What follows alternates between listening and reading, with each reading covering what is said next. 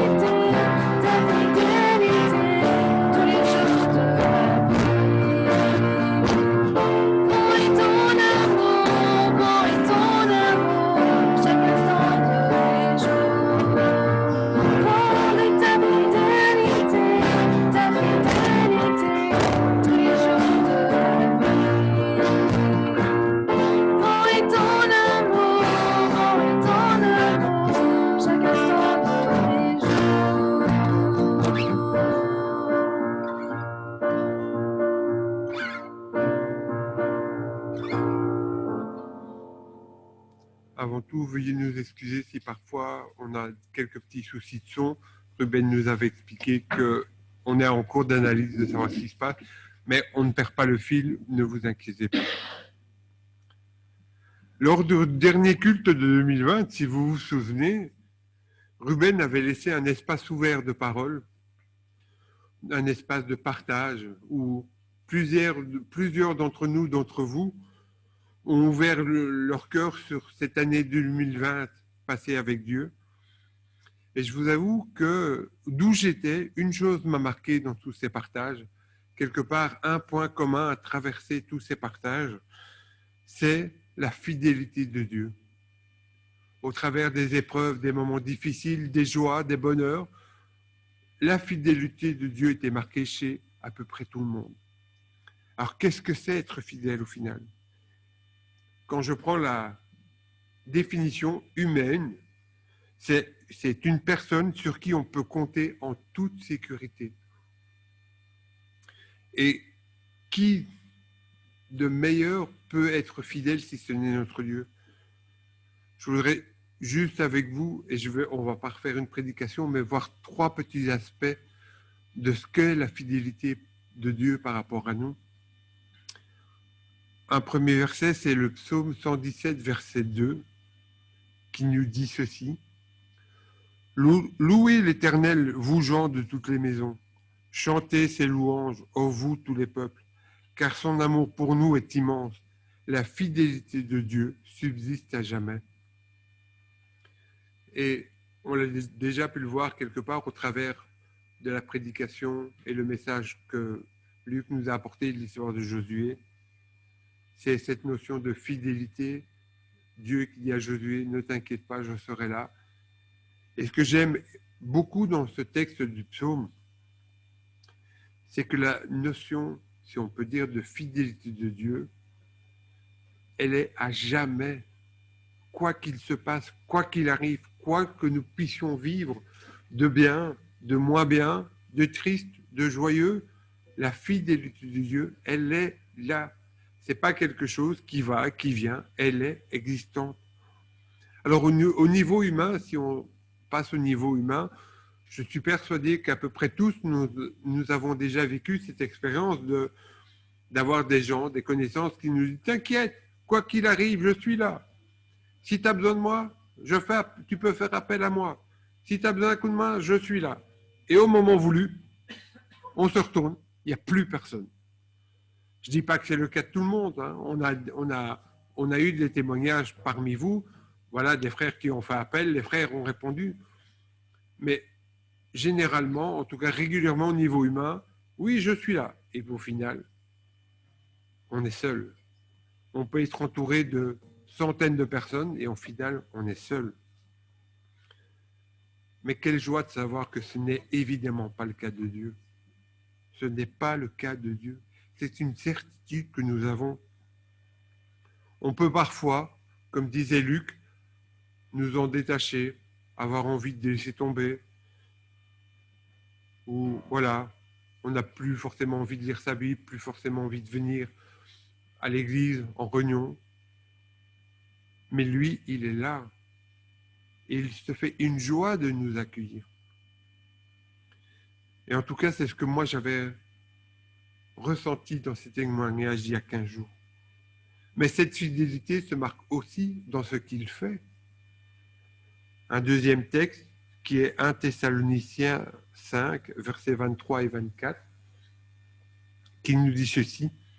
Le Dieu de paix lui-même vous sanctifie entièrement, et que votre esprit, votre âme et votre corps, tout entier, soient conservés sans reproche à la venue de notre Seigneur Jésus-Christ. Celui qui vous appelle est fidèle, et il le fera. Et comme je disais, dans notre vie chrétienne, on peut avoir des moments de difficulté, des moments où, humainement parlant, on pourrait se dire « j'en ai marre ». Je ne vois pas les choses qui avancent et on aurait envie de laisser tomber. Parfois, on prie, on n'a pas les réponses de Dieu pour une raison que lui seul connaît. Et on pourrait se dire, voilà, j'ai envie de laisser tomber, j'ai envie de profiter de ce que le monde a à nous offrir et porter de parti dans une vie différente. Mais ce que ce texte nous dit, c'est qu'il est là, il est fidèle, il est fort, il est à nos côtés pour que nous restions l'esprit fort. Il sera là pour nous aider à toujours rester auprès de lui, à toujours rester saint. C'est vrai, comme nous dit le texte, pour qu'au moment où notre Seigneur reviendra, nous serons debout. On aura peut-être posé humainement un genou à terre, parfois les deux, mais avec Dieu, nous serons debout. Nous serons forts. Et si on est dans les vieux chants, peut-être aujourd'hui, mais nous serons forts plus que vainqueurs. Et j'en suis persuadé, c'est pas par notre propre force. Humainement, on ne pourrait pas y arriver. Mais Dieu est fidèle pour nous maintenir debout, pour nous maintenir debout, pour rester debout. Il est aussi fidèle pour nous relever quand nous en avons besoin. Un dernier aspect que je voudrais évoquer avec vous dans la fidélité de Dieu se trouve dans un texte de l'Ancien Testament, Lamentation, chapitre 3, versets 22 et 23, qui nous dit « Les bontés de l'Éternel ne sont pas épuisées, ses compassions ne sont pas à leur terme, elles se renouvellent chaque matin. Oh, que ta fidélité est grande !» Là aussi, humainement, on pourrait se dire Dieu a accordé ses bontés une fois, il ne les accordera pas deux fois. Dieu a accordé à un frère ou un autre telle ou telle chose. Je vis la même chose, il ne m'accordera pas ça. C'est peut-être se leurrer, se dire, avoir une mauvaise idée et se dire que les bontés de Dieu n'ont qu'un temps. Mais qu'est-ce que nous dit ce texte? Elles se renouvellent chaque matin. Et pourquoi? Parce que Dieu est fidèle. Dieu est fidèle dans ce qu'il dit. Il ne dit pas une parole et puis un jour une autre et puis encore un jour une autre. Sa parole est la même depuis tant d'années. Son message est le même depuis tant d'années.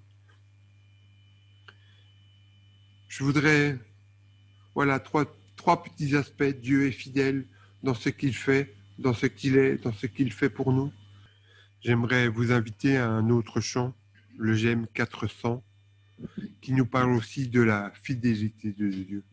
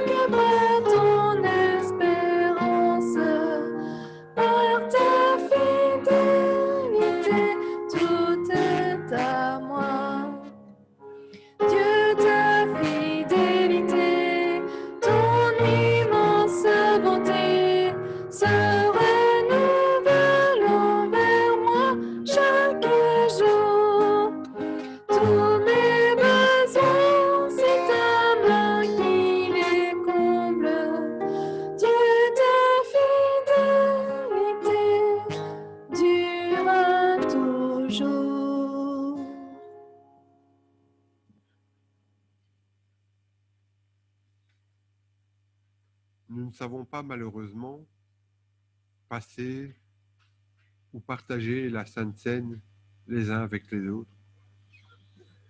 Je vous propose juste d'essayer de la vivre autrement. Je vous propose de faire un voyage avec votre imaginaire. Si vous le souhaitez, mais c'est aucune obligation, soyez sans crainte. Vous pouvez même fermer les yeux pour avoir votre esprit concentré. Imaginez une colline avec plein de personnes, plein de bruit, des moqueries, peut-être des rires. Sur cette colonne, 3 croix sont dressées. Sur ces 3 croix, 3 hommes. Deux brigands. On pourrait dire peut-être qu'il avait mérité, mais 2 brigands. Et puis un 3e homme, qui était loin d'être un brigand. Ce 3e homme a dû endurer une souffrance qu'on est loin d'imaginer, dont on est loin de mesurer la force de cette souffrance. Quand on y pense, pour être sur cette croix, on a cloué ses mains, on a cloué ses pieds. On lui a fait boire un mélange de vin et de liquide amer. On se moque de lui, plusieurs se moquent de lui, la foule se moque de lui, en le traitant de sauveur, de fils de Dieu, peut-être de fou. Au final, personne ne croit à son message. Quand on y pense, au final, son corps fut brisé, son sang fut versé. Et ce pain et ce vin que nous avons l'habitude de prendre sont les symboles de ce corps brisé, de ce versé. On pourrait se dire au final, pourquoi tout ce sacrifice? Pourquoi cette crucifixion? Pourquoi toutes ces douleurs? De nouveau, et peut-être encore un message, par amour. Par amour pour Dieu, comme disait Luc Torder, on ne cherchait pas après lui, on n'en voulait pas, on ne cherchait pas qui il était, et pourtant, il est venu sur cette croix, il a enduré cette souffrance. Et il l'a fait pour que nous puissions vivre. Il a enduré tout cela pour que nous puissions vivre, pour que nous ayons la vie éternelle. Alors oui, cette colline, ces croix, cette souffrance a son importance. Et ces moments, autant durs soient-ils, c'était pour que nous ayons la vie éternelle. Il nous l'a promis, et en cela aussi il est fidèle. Ne l'oublions jamais, n'oublions jamais ce sacrifice, n'oublions jamais ces souffrances endurées, n'oublions jamais que c'est grâce à cette mort que nous vivons. Je vous invite, toujours dans cet esprit de scène, à un moment de silence, de réflexion, pendant lequel nous pouvons penser à ces souffrances, à ce sacrifice. Voilà, restons quelques instants dans le silence de nos cœurs. Nous allons juste, j'ai demandé à mes amis musiciens, juste un fond musical d'un très vieux chant aussi que nous connaissons, mais qui nous rappelle cette souffrance.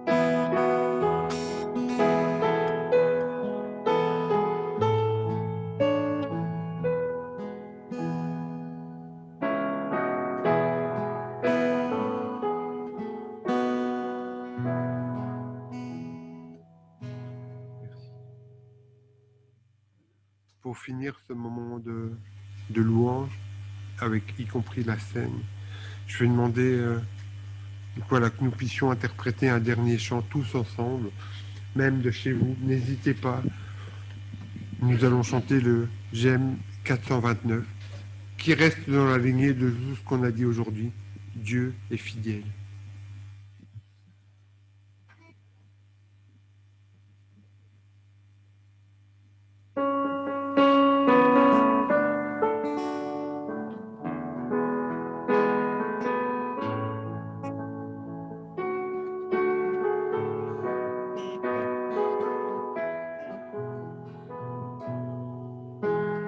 Je réveillerai l'aurore pour célébrer tes bontés. Je t'apporterai, ô Seigneur, le fruit de mes lèvres. Près de toi, je suis tranquille.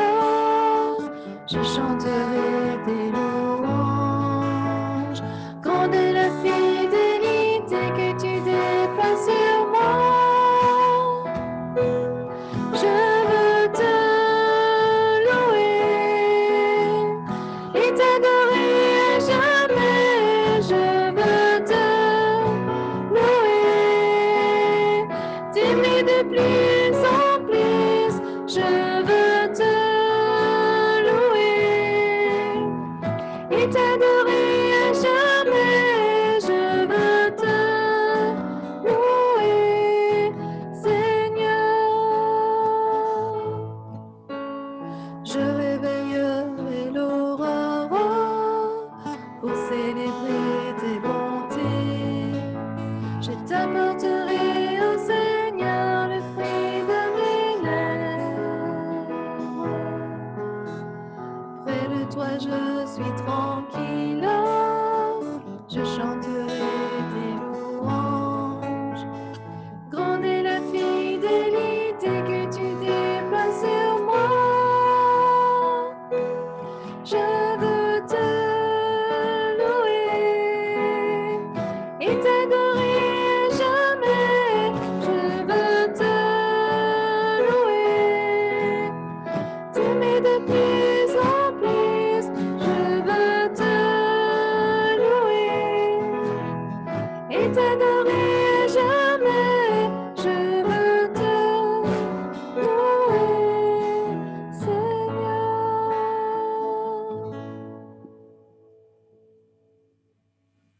Nous voilà tout doucement arrivés à la fin de ce moment de particulier de présence et de communion avec Dieu. J'avais juste envie de vous dire, si vous ne devez retenir qu'une seule chose ce matin, n'oubliez jamais, Dieu est fidèle, quoi qu'il arrive.